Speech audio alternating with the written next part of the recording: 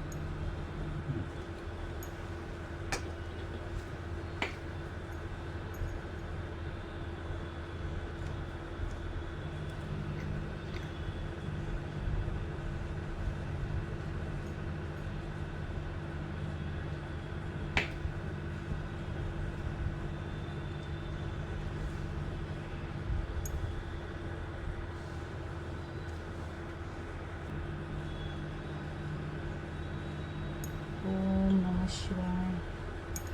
ओम नमः शिवाय. पार्वतीपते हर हर महादेव हर हर महादेव हर हर महादेव. ओम नमः शिवाय. ओम नमः शिवाय.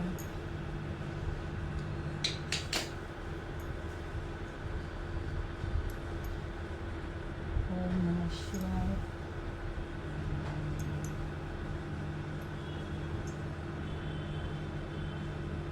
ओम नमः शिवाय.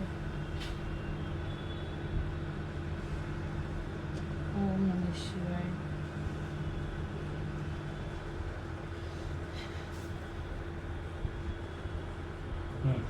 पार्वतीपते हर हर महादेव.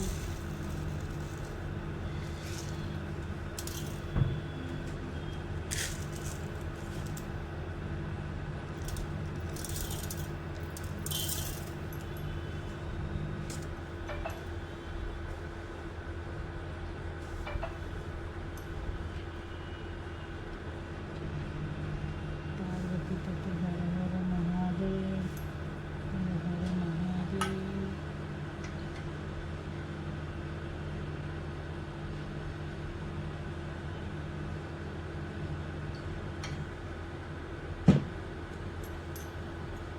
पंखा बंद करा गं.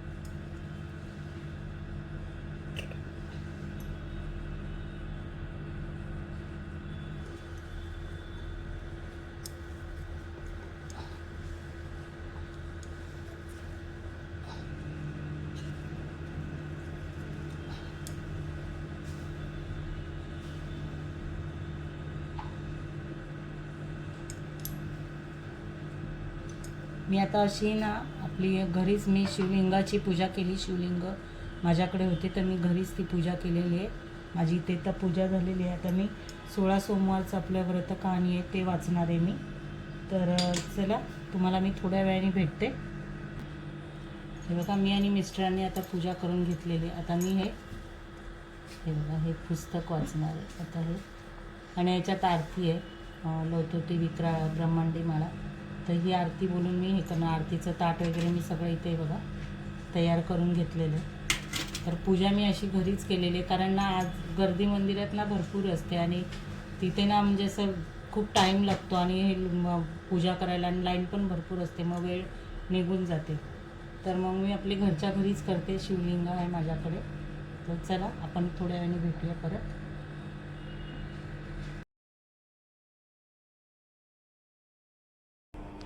तर आज welcome to Priyanka kitchen. Priyanka किचनमध्ये सर्वांचे स्वागत आहे, तुमच्या सर्वांचं. आजचा दिवस तुम्हाला सुखाचा आणि समृद्धीचा जाऊ ही ईश्वरचरणी प्रार्थना. श्री स्वामी समर्थ. तर आता माझी पूजा वगैरे सगळं काय झालेलं आहे, मी तुम्हाला दाखवलं पूजा कशी मी केली ती.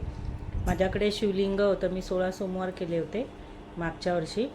तर तेव्हा मी ब्राह्मणाला विचारूनच मग ते शिवलिंग आणलं होतं. तेव्हा मला ब्राह्मण बोललेले की धातूचं आणा म्हणून, असं म्हणजे दगडाचं जे असतं ना ते शिवलिंग घरात नसतं ठेवायचं, म्हणून मी मग ते धातूचं आणलेलं पितळेचं. तर तेव्हापासून मी रोज हे करते, अभिषेक वगैरे रोज असतो. म्हणजे शिवलिंगाला वगैरे आपण रोज मंदिरात आपल्याला जायला रोज वेळ मिळत नाही. आणि श्रावणात आता खूप मंदिरात गर्दी असते. आमच्या इथे एकच मंदिर आहे आणि भरपूर गर्दी आहे. आणि चारही बाजूचे म्हणजे इकडे पूर्ण हा एरिया, इकडचा एरिया म्हणजे सगळं आता आमच्या इकडे रिडेव्हलप होत आहेत सगळ्या, म्हणजे असं डिमोलेशन झालं, चाळी वगैरे तुटून. तर ते सगळं एकच मंदिर आहे. तर तिथे ना भरपूर गर्दी होती. आता 2 वर्ष झाली. तर आमच्या बिल्डिंगच्या समोरच ते आम्हाला मंदिर आहे, टॉवरच्या समोरच आमच्या मंदिर आहे ते. पण भरपूर गर्दी असते आणि ना मग लाईनने नंबर येता ना मग मंदिर ना 12 वाजले की बंद करतात. मग त्यामुळे मंदिरात पूजा करायला मला ना भेटतच नाही. मग आता म्हणून मी मागच्या वर्षीपासून मी आपली घरी शिवलिंग आहे, तर मी ब्राह्मणांना विचारून मी घरी शिवलिंगाची पूजा वगैरे करते. आणि जसं मग श्रावणात आपल्याला वेळ मिळतो तेव्हा केव्हाही आपलं मंदिरात जाऊन मंदिरात जाऊन पाया बिया पडून येते. समोरच आहे आमच्या इथे मंदिर, तर जाऊन पाया वगैरे पडून येते. आता मी तुम्हाला पूजा मी कशी केली ती दाखवली घरच्या घरी. आणि जरी समज तुमच्याकडे पण मंदिर लांब असेल, ऑफिसला जाणाऱ्या बायका असतील, त्यांच्याकडे पण वेळ नसेल, काय नसेल, तर तुम्हाला ना ही पूजा करण्यासाठी फक्त तुम्हाला 10 मिनटं लागतात, जास्त लागत नाही ही पूजा करायला. तर काय करायचं आहे, तुमच्याकडे शिवलिंग नसेल ना तर आपण आपल्या इथे झाडं तर लावलेलीच असतात ना, कुंडीमध्ये चांगली झाडं असतात. तर त्या झाडामध्येच, त्या कुंडीमध्येच ना आपण मातीचं शिवलिंग तयार करायचं आहे. आणि मग त्याला दह्याचा अभिषेक करून, मग पाण्याचा अभिषेक करून, बेलपत्र वगैरे सगळं फुलं वगैरे वाहून, हळदी कुंकू वाहून त्याची पूजा करायची आहे. आरती वगैरे म्हणजे असं दिवा वगैरे लावायचा, अगरबत्ती वगैरे. आणि ते प्रसाद म्हणून साखर किंवा तुम्ही काहीच ठेवू शकता, खजूर वगैरे असं काही ठेवू शकता. आणि ती पूजा करायची आहे.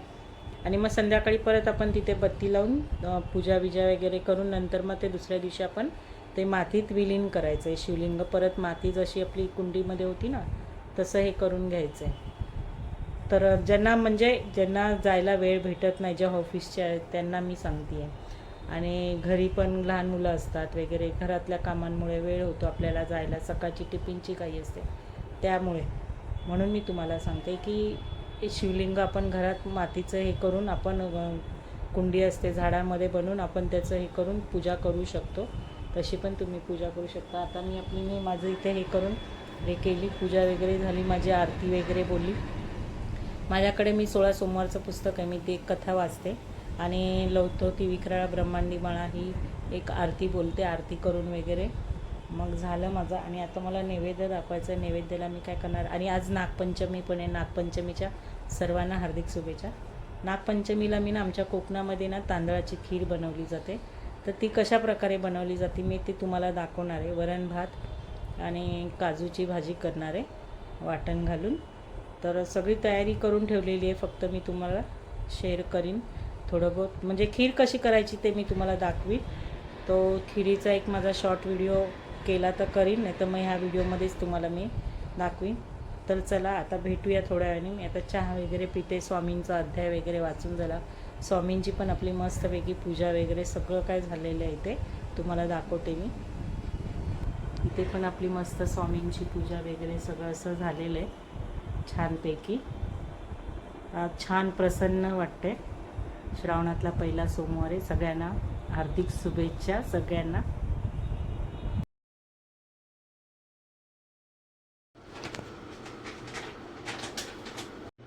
हे बघा, आज सोमवार आहे, श्रावणातला पहिला.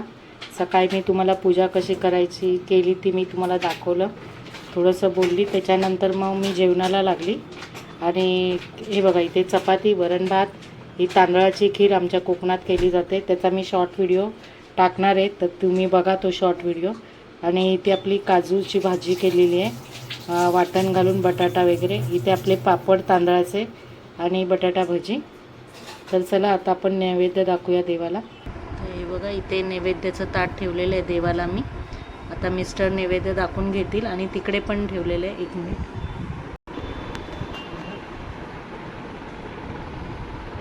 तर हे बघा, इथे मी तांदळाची खीर ठेवली आणि पाणी वगैरे सोडले. इथे आपली पूजा झालेली होती सकाळी. आता नैवेद्य वगैरे सगळं दाखवून झालं आहे माझं. तर मी ब्लर काय तर मी तुम्हाला सकाळी पूजा वगैरे दाखवली, नैवेद्य वगैरे ठेवला. नंतर ना मी थोड्या वेळाने मगाशी मग साडी नेसलेली सकाळी मी, तर चेंज वगैरे केली, जेवण वगैरे केलं. जेवण काही शेअर नाही केलं पण दाखवलं तुम्हाला मी. आणि शॉर्ट व्हिडिओ येईल माझा, तांदळाची खीर आमच्या कोकणात कशी केली जाते ते बघा. केसावर पण अशीच मारली मी. आणि तर तुम्हाला हा व्हिडिओ जर आवडला असेल तर या व्हिडिओला लाईक, शेअर, कमेंट आणि सबस्क्राईब नक्की करा. आणि असेच माझे नवीन नवीन व्हिडिओ तुम्हाला येत राहतील. धन्यवाद.